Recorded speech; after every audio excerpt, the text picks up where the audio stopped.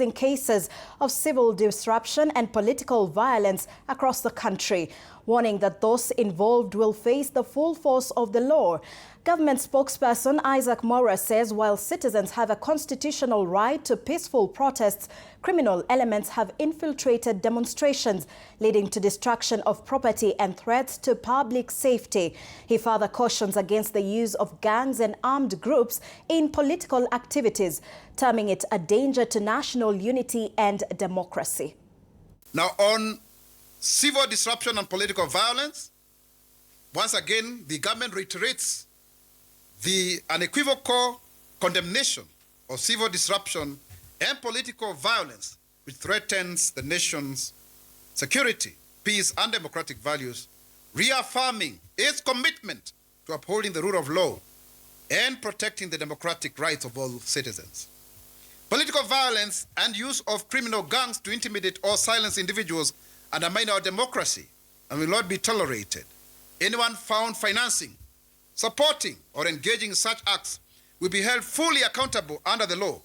And the Ministry of Interior is on top of this game, and also, of course, with all of their security apparatus. These actions represent a primitive and unacceptable approach to political engagement, thus endangering national cohesion and public safety.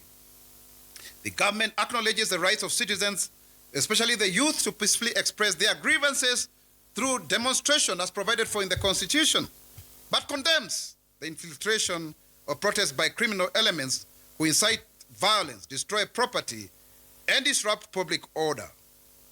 While committed to safeguarding peaceful protests, the government will ensure that those who abuse these platforms for criminal activities are brought to justice.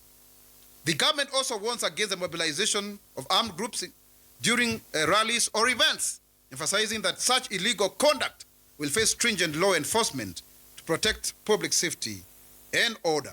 Further, the government calls upon all leaders and stakeholders to reject violence and promote peaceful democratic coexistence and engagement, reminding all Kenyans of their collective responsibility to uphold democracy, respect of the rule of law, and maintenance of peace and stability.